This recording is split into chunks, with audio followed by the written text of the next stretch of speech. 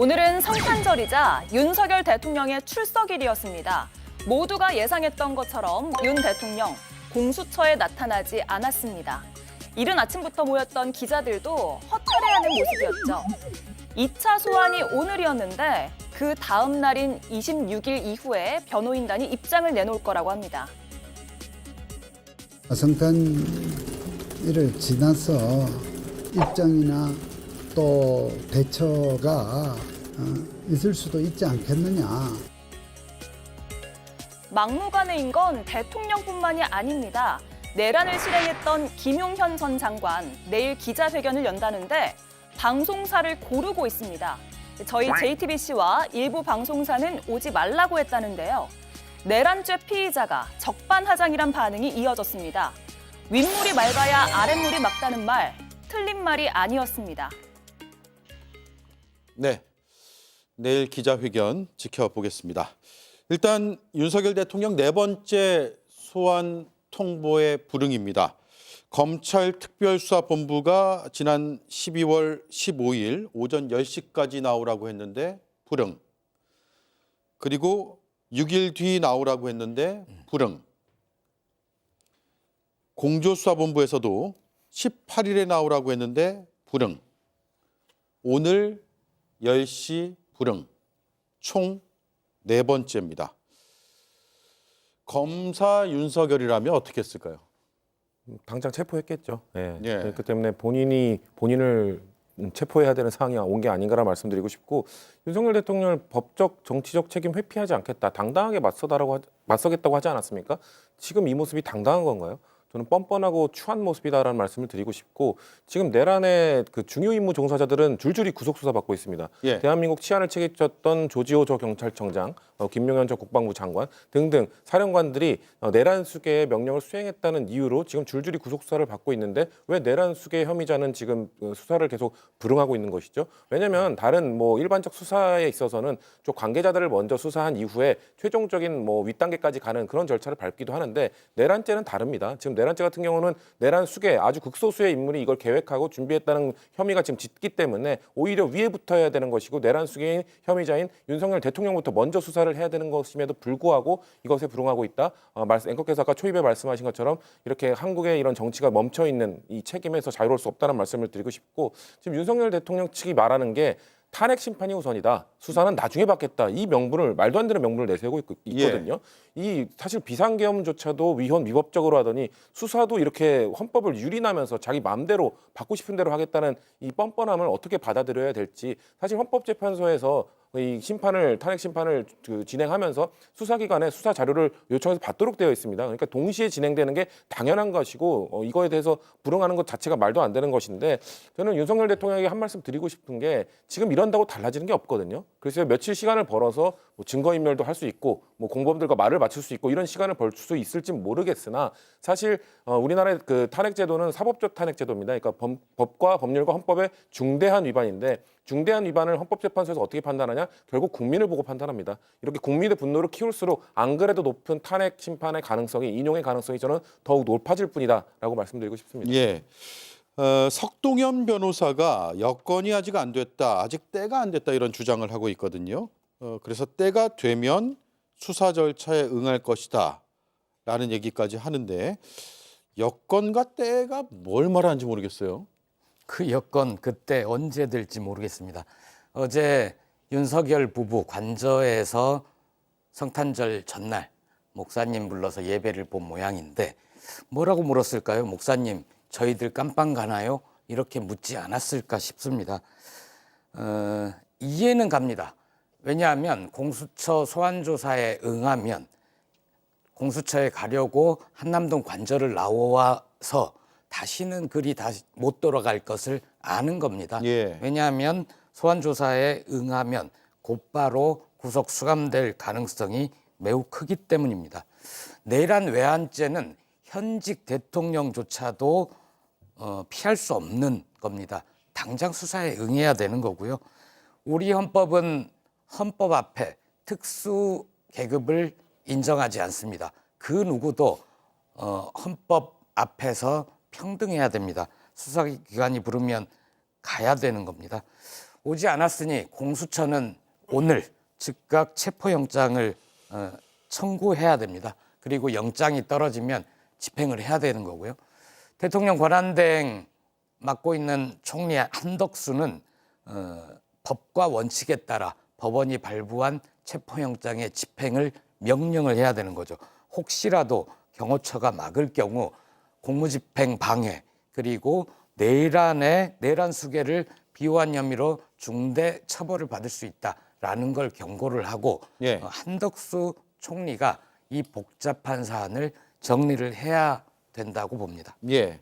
윤석열 대통령이 지금 보이는 모습이 저도 적절하지는 않다고 생각을 합니다. 적어도 불출석 의사라든지 아니면 수사 일정 조정이라는 공식적인 의사는 밝혀야 된다고 생각을 합니다. 그런데 윤석열 대통령 입장에서 봤을 때는 어쨌든 탄핵 심판 청구가 가장 우선순위가 될 수밖에 저는 없다고 생각을 하거든요.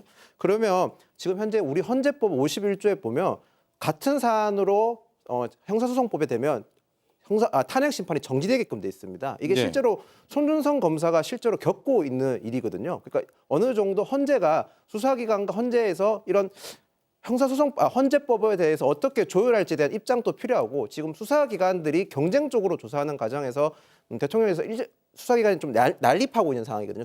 소환 조사에 대해서 그런 것도 일정 부분 정리가 되어야만 대통령께서 입장을 밝히지 않을 것 같은데 저는 그래도 윤석열 대통령께서 입장을 밝히시는 게 맞다고 생각을 합니다. 예. 탄핵 심판이 우선이다. 그리고 수사기관에서 기소되거나 하면 탄핵 심판이 멈추게 되어 있는 조항 때문이다. 이 말씀이세요? 네, 맞습니다. 예. 그 조항을 한번 나중에 다시 한번 따져보죠. 그게 필수적으로 따라야 되는 조항인지 아닌지는 의견이 좀 다를 수도 있을 것 같습니다. 자, 어쨌든 지금 체포 가능성이 있어서 관저 밖을 못 나온다라는 의견을 주셨는데 공수처는 아직 체포영장을 청구할 단계는 아니다라는 취지의 입장론을 냈거든요. 망설이고 있는 것으로 보이시나요? 외견상으로는 공수처가 망설이는 것처럼 보이죠. 그 공수처장이 국회에 출석해서 뭐라고 했습니까? 체포영장은 너무 먼 것 같다라고도 얘기했었고 또 내일 대통령께서 공수처에 출석하시는 시간을 꼭 내주시기를 기대한다. 마치 우리 결혼식 청첩장에도 쓰지 않을 만한 그 극존칭을 써가지고 많은 비판을 듣고 있습니다. 예. 그래서 일각에서는 공수처가 대통령과 한 몸이 아니냐, 대통령에게 시간을 벌어주기 위한 조직으로 전락한 것은 아니냐라는 의혹을 제기하고 계시는 분들이 계신데 저는 좀 생각이 다릅니다. 저는 공수처가 대통령을 좀 더 완벽하게 체포하기 위한 빌드업을 쌓고 있다라고 생각을 하거든요. 지금까지 공수처가 문재인 대통령 때 출범한 이후로 별다른 성과를 보이지 못했습니다. 사실 살아있는 권력 그리고 고위공직자를 강제 구인해가지고 기소하라는 목적의 조직인데도 불구하고 별다른 성과를 내지 못하고 있는데 윤석열과 이상민 장관에 대해서 강제 구인조차 못한다라고 한다면 이제는 공직수사처가 존폐 여부를 논의해야 될 시점까지 다다른다고 생각을 하거든요. 예. 그렇기 때문에 좀 더 완벽하게 두 차례 소환 조사를 요구하고 세 차례 한 번 더 요구한 다음에 그때도 불응한다면 그때는 이제 강제 구인에 나서겠다라는 추측으로 보여지고 그만큼 빌드업을 쌓고 있다. 다만 너무 늦지 않았으면 좋겠습니다. 지금 계엄 수족들이라고 한다라는 그 방첩사령관, 특수전사령관 등등 모두 신병이 확보됐지만 이 계엄과 내란의 최종 책임자인 대통령께서는 아직 신병이 확보되지 않은 건 아닙니까? 증거인멸과 어쩌면 도주의 우려까지 있을 수 있기 때문에 너무 늦지 않게 공수처가 적합하게 판단했으면 좋겠다라는 말씀을 드립니다. 네. 윤 대통령 측의 변호인 수임난, 구인난도 굉장히 심하다는 얘기가 들리고 있는데 일례로 한 변호사는 7억 원의 수임료 제안을 받았지만 거절했다라는 어제 JTBC 뉴스룸의 보도가 있었습니다. 수임료 7억 원은 굉장히 큰 금액이죠. 윤석열 대통령 측에서 제시한 금액을 보고도 거절했다라는 것이 저희 보도의 취지인데 석동현 변호사가 저 보도 나온 직후에 소설이다라고 반박을 했거든요. 그런데 그 글을 또 지웠습니다, 지금은. 그래서 찾아볼 수 없는 글이 됐고 어쨌든 석동현 변호사의 저 글을 보면서 석동현 변호사는 변호사가 지금 아니잖아요. 선임된 변호사가. 그래서 무슨 자격으로 이런 이야기들을 하고 있는 것인가? 대변인인가? 라는 생각이 들더라고요. 일단 석동현 변호사를 통해서 입장이 계속 나오기 때문에 이 부분도 정리를 하죠. 어떤 분입니까? 지금 윤석열 대통령의 40년지기로 알려져 있죠. 그리고 지난 총선 때 국민의 공천을 받으려다가 실패했고 결국 그 정강훈 씨가 있는 정당의 비례대표 후보로 나갔던 걸로 알고 있는 분인데요. 지금 앵커께서 말씀하신 것처럼 변호사는 변호사 맞습니다. 근데 변호사로서 이 수임을 하지 않았어요. 정치 변호사 네. 선임을 안 하는 단계이기 때문에 지금 윤석열 대통령 측이라는 저는 처음 보는 이 용어로 그 직함으로 지금 활동을 하고 계신 거거든요. 왜 이렇게 굳이 사실상의 법률 대리인 역할을 하고 있으면서 변호사 수임을 안 하는가? 저는 이거는 다 꼼수라고 보고 있습니다. 왜냐하면은 대통령의 이 지금 변호인들이 선임이 돼버리면 처음에 그 아까 우리가 4번의 그 수사 불응할 때 첫 번째 불응할 때부터 명분이 아직 변호사 선임이 제대로 되지 않았기 때문에 우리는 수사를 받으러 갈 수 없다라는 명분도 내세웠었거든요. 예. 그러니까 변호사 선임이 잘 진행이 되면은 그 완료가 되고 석동원 변호사가 정식 변호사가 돼버리면 자 이제 됐으니까 이제 수사 받으러 나와야 되지 않겠냐라는 명분에 답할 게 없거든요. 그렇기 때문에 최대한 시간을 끌기 위함이고 그리고 석동원 변호사가 올렸다는 그 글 아니다 이건 소설이다 그리고 뭐 지금 뭐 정보지 같은 데서 나온 얘기하면 뭐 줄을 섰다 무료 변론을 하겠다는 사람이 많다 뭐 이런 얘기들을 막 흘리고 있는 것 같은데 네. 그런 것 자체도 본인이 지운 이유는 이렇게 사실상 지원하겠다는 변호사가 많으면 빨리 선임하고 재판 수사에 응하라라는 또 이 수사기관의 요청이 있을 거 아닙니까? 그거에 대해서 응하기 어려우니까 예. 삭제한 것으로 보여집니다. 저는 그렇기 때문에 이 석동현 변호사가 지금 지금 민주당에서는 지금 고발을 한 상태거든요. 왜냐면은 이 대통령 내란 수괴 혐의자의 변호인이라면은 그걸 옹호할 수 있다고 생각합니다. 하지만 정식 변호인이 아니잖아요. 정식 변호인이 아닌 사람이 내란 수괴 혐의를 사실상 방탄하고 변호한다? 저는 저희가 봤을 때는 이건 내란 혐의에 대한 동조자 선동하는 것과 다름없다라고 주장을 하고 있는 것이기 때문에 그거에 대해서 석동현 변호사는 또 무고 혐의로 민주당을 또 고발을 했더라고요. 그러니까 최대한 이 사안을 지저분하게 만들고 그 과정을 통해서 시끄럽게 좀 기간을 연장시키기 위한 이런 꼼수들을 계속하는 걸로 보이는데 국민들은 다 지켜보고 있다라는 말씀 드리고 싶습니다. 시간 끌기 꼼수고 지연 작전이다. 이런 의견이네요. 그러니까 현재 윤석열 대통령을 지원할 수 있는 조직은 없지 않습니까? 예. 대통령 비서실도 공식적으로 지원을 못하는 상황입니다. 그렇기 때문에 결과적으로 윤석열 대통령 입장을 대변할 수 있는 사람은 뭐 변호인단이나 대리인이 돼야 되는데 지금 변호인단 대리인이 선임이 안 된 상태에서 윤석열 대통령 친분이 두터운 석동현 변호사가 대변인을 자처해서 얘기하고 있다고 보는 게 맞을 것 같습니다. 그런데 변호인단과 대리인이 구성되지 않기 때문에 여러 가지 오해를 지금 불러일으킨다고 저는 보고 있거든요. 특히 변호인과 대리인이 구성되지 않음으로써 발생하는 각종 뭐 여러 가지 아까 정보지 얘기도 나왔지만 그런 얘기들이 많이 자생되는 거는 결국 어느 정도 윤석열 대통령 측에서 자초한 면이 있다. 저도 그렇게 봅니다. 거기다가 헌법이라든지 내란을 전문으로 다룬 변호사가 생각보다 많지 않다는 법조계 의견이 많더라고요. 그렇기 때문에 이런 구설수나 논란을 차단하려면 최대한 빠른 시일 내에 변호인과 대리인을 선임하는 게 저는 맞다고 생각을 합니다. 예. 어쨌든 뭐 하루 걸러 하루씩 입장을 대신 내주고 있기 때문에 석동현 변호사는 어떤 자격이고 자신이 무엇인지 지금 현재 무슨 상태로 이것을 하고 있는지는 분명히 좀 밝혔으면 좋겠습니다. 왜냐하면 국민을 상대로 설명을 하는 일을 하고 있기 때문에 누구나 다 공적으로는 이름과 직함을 걸면서 하잖아요. 그래서 자신이 대변인이다. 차라리 이렇게 밝히는 것도 좀 필요해 보일 것 같긴 하네요. 어쨌든 조응천 전 의원은 이런 얘기를 했어요. 대통령의 법률 대리인 구성 지연이 안 하는 게 아니라 못하는 게 더 맞다. 그 이유가 여기에 있다라고요. 들어보시죠. 못하는 게 더 맞을 맞나요? 겁니다. 아마 이 사건 맡았다면 한 3에서 5년 정도는 대기업 사건 못할걸요. 현실적으로 어허. 이 득부단 실이 많은 거기 때문에 예. 거기다가 전 국민이 저 TV로 이 중계방송으로 다 봤기 때문에 예. 참 맡기가 힘든 거죠. 이거는. 자, 안 하는 거냐 못 하는 거냐를 넘어서 일단 시간이 계속 가고 있기 때문에 지금 계엄 선포한 지 3주 지났어요. 탄핵 소추안 의결이 열흘이 넘었습니다. 이 법률 대리인 핑계로 시간을 계속 끌 가능성은 남아있죠. 남아있지만 이제 법률 대리인 선임을 핑계로 더 시간을 끄는 것은 배척이 됐죠. 이미 헌재 심리도 27일 날 하겠다라고 선포를 했고 네. 공조본과 검찰도 계속해서 소환을 요구하는 것을 보면은 법률 대리인 선임은 더 이상 시간 지연의 전략으로 효과적으로 쓰이지는 못하는 것 같습니다. 예. 정말 변호인들이 맡기 싫어하는 것 같아요. 이 과거의 사례를 보면 노무현 대통령 때 2004년이었나요? 탄핵소추안이 국회에서 통과됐을 때 그때 당시에는 탄핵 소추안 의결 나흘 만에 12명의 메모드급 변호인단이 바로 꾸려졌습니다. 그때 당시엔 정권 초기였었고 또 탄핵 반대 여론이 높았었고 다툼의 여지가 분명하다고 봤기 때문에 법조인들이 스스로 자처했었죠. 박근혜 대통령 때는 그때도 구인난이 마찬가지였었습니다. 물론 유영하 변호사의 케이스가 있지만 유영하 변호사는 사실 정치적 야심이 있었기 때문에 맡아손 쳤더라도 사실 메모드급 변호인단이라기보다는 일반 평 변호인 조금은 알려지지 않은 로펌의 변호인들이 선임이 됐었고 예. 탄핵 인용 하루 전까지만 막 계속해서 하루 전이라도 계속해서 변호인이 선임되는 그런 구인난을 겪었었다. 이 점을 미뤄봤을 때 법조인들이 생각했을 때 변호인들이 생각했을 때 탄핵 그러니까 내란을 변호하고 계엄을 엄호하는 그런 변호인으로 주홍글씨로 작용될 수 있기 때문에 법조인들이 알아서 기피를 하는 것이고 그에 따라서 아마 윤석열 대통령 측이 변호인 선임에 좀 곤란한 좀 공궁을 겪고 있는 것이 아닌가라는 예측을 해보게 됩니다. 네. 우리 법 체계내에서는 변호인을 못 구하면 국선 변호인 제도도 있기 때문에 충분히 활용을 하는 것도 권해드립니다.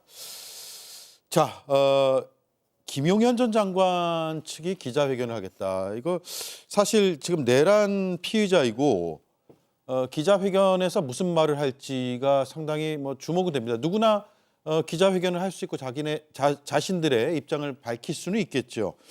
근데 지금 수사에는 진술거부권을 행사하고 있는 것으로 알려지고 있는데 수사에 적극적으로 임하지 않으면서 여론전에 나선 거 아니냐 이런 생각도 듭니다. 그런데 또 오지 말라는 것도 있어요. 저희도 오지 말라 그러고 MBC도 오지 말라 그러고 이거 어떻게 봐야 됩니까? 내란 속에 윤석열이 수사기관도 고르고 언제 출석할지 이런 것도 자기가 고르고 소환 시기도 저울질하고 그러니까 이 내란의 주범들 주요 업무 종사자들도 따라하는 것 같습니다. 이 피의자들이 기자회견을 통해서 노리는 건 뭘까? 곰곰이 생각을 해보면 입을 맞추는 행위 아니겠습니까? 이 기자회견을 하면 생방송이 되거나 언론을 통해서 보도가 되면 네. 한남동 관저에 숨어있는 윤석열도 그걸 보고 김용현은 이렇게 진술을 할 작정이구나. 그럼 나도 거기에 맞춰서 나중에 혹시라도 조사에 임할 경우 그렇게 해야 되겠다. 자기들끼리 입을 맞추게 될 수 있습니다. 김용현의 태도가 언제 바뀌었었냐면 윤석열 대국민 담화 몇 차례인지 모르겠지만 국민과 끝까지 싸우겠다. 그 대국민 담화 이후 김용현이 진술 거부를 하고 좀 입장이 바뀌게 됩니다. 네. 그래서 일단 이 피의자의 기자회견, 피의자 쪽의 기자회견 보장해야 하는가에 대한 의문이 좀 있고요. 또 하나는 이자들이 특정 언론, JTBC, MBC 이런 곳은 오지 말라고 했을 때 저는 언론사들이 당신들이 이렇게 특정 언론사를 취재를 거부한다고 하면 우리는 당신을 취재하지 않겠다. 언론사 전체가 그렇게 응대할 수도 있습니다. 물론 김용현 쪽의 반론권도 보장을 해야 되고 네. 표현의 자유가 있으므로 보장은 해야 되겠으나 언론사는 마찬가지로 취재의 자유도 있는 거 아닙니까? 특정 언론사를 배제한다면 우리도 가지 않겠다. 이 정도의 동료의식은 보여줘야 되는 것 아닌가? 저는 그렇게 생각합니다. 네. 자, 여론전에 나섰다라는 생각도 들었는데 김보엽 위원 말씀 들어보니까 대국민 메시지가 아니라 김용현 전 장관 측의 기자회견은 윤석열 대통령을 향한 메시지 전달로도 볼 수 있겠다는 생각도 막 들었습니다. 그러면 더 가야겠는데요? 오지 말라 그래도? 예, 알겠습니다. 오지 말라고 한다고 해서 섭섭하지가 않더라고요. 이 정도로 하고요. 지금 화면에는 조금 전 헌법재판소 인근의 모습을 화면을 통해서 전해드리고 있습니다. 성탄절 오늘도 시민단체에서 탄핵 촉구를 위한 집회를 헌법재판소 인근에서 열고 있습니다. 오늘 많이 춥고 또 성탄절이기도 한데 현장에서 탄핵에 대한 염원을 모으기 위해서 꽤 많은 분들이 시민들이 참여해 주셨네요. 자, 탄핵 소추와 함께 맞이한 두 번째 성탄절. 이렇게 이름 붙이니까 좀 불행해 보입니다. 짧게 한 말씀씩 들어볼까요, 성신 의원님? 글쎄요, 뭐 지금 저는 경기 활성화를 위해 지금 연말에 많은 약속들을 잡고 열심히 하고 있는데 지금 경기가 사실 박살났습니다. 지금 그 술집이나 음식점들의 사람들이 지금 텅텅 비어 있고요. 그리고 지금 외교적 한국이 차지하고 있던 이 국격과 민주주의 수준에 맞지 않는 외교적 신임도도 자꾸 떨어지고 있습니다. 네. 이런 상황을 보면서 대한민국의 민주주의 수준의 주체인 주권자들이 매우 많이 속상해하실 거라고 보는데 저는 이럴 때일수록 좀 긍정적인 좀 메시지를 우리가 찾아보자. 그래도 지금 성탄절을 맞이해서 이 내란 수괴 혐의자가 직무 정지된 것만으로도 얼마나 다행인가라는 말씀을 드리고 싶고 우리나라의 회복 탄력성을 믿고 함께 가자라는 말씀 드리고 싶습니다. 예. 작금의 상황에서 무슨 말씀을 드릴 수 있겠습니까? 국민의힘 일원으로서 국민께 죄송하다는 말씀 드리고 싶습니다. 가족이 편안하게 성탄을 보내야 할 성탄절을 이렇게 불안한 마음과 또는 혼란한 마음을 가지게 하게 만들어서 대단히 송구스럽게 생각하고요. 하루빨리 국정이라든지 사회적 전반적으로 안정이 될 수 있도록 국민의힘도 최선을 다해서 노력드리겠다는 말씀 드리겠습니다. 예. 이 탄핵 소추와 함께 맞는 성탄절이 역사적으로 한 번이 아니라 두 번이라는 건 상당히 비극적이라고 생각을 합니다. 성탄절이라는 것의 의미가 뭡니까? 이 인류를 구원하기 위해서 자신을 희생했던 예수를 축복하기 위한 절인데 지금은 다르게 비유를 해보면 이 나쁜 정치를 구원하기 위해서 자신의 스스로를 희생하고 있는 국민들 성탄절이 아니라 시국 개탄절이 된 것 같아서 참 안타깝고 불운합니다. 정치인으로서 반성한다는 말씀을 드리고요. 빨리 정치가 정상화되어서 우리 국민들이 차가운 길거리에 나서지 않는 나라가 되어야 되겠다는 말씀을 드리고 싶습니다. 네, 프로그램 끝나는 느낌이 드는데 이제 중간도 아직 안 갔습니다. 김보엽 의원님. 예, 성스러워야 할 성탄절이 속된 세력들, 내란 세력들의 방탄절이 돼버려서 안타깝습니다. 조국혁신당은 오늘 오전 9시에 한남동 관저에 가서 내란 수괴 윤석열 즉각 수사에 응하라 기자회견을 했고요. 10시에 출두하지 않은 걸 확인하고 11시에는 공수처 앞으로 갔습니다. 소환 조사에 응하지 않았으므로 즉각 체포하라 기자회견을 했습니다. 그리고 오동훈 공수처장 등을 면담을 하려고 수사를 촉구를 하려고 했으나 오동훈 처장이 응하지 않아서 그 앞에서 규탄하는 성명만 발표하고 왔는데 이렇게 바쁜 성탄절은 저도 처음입니다.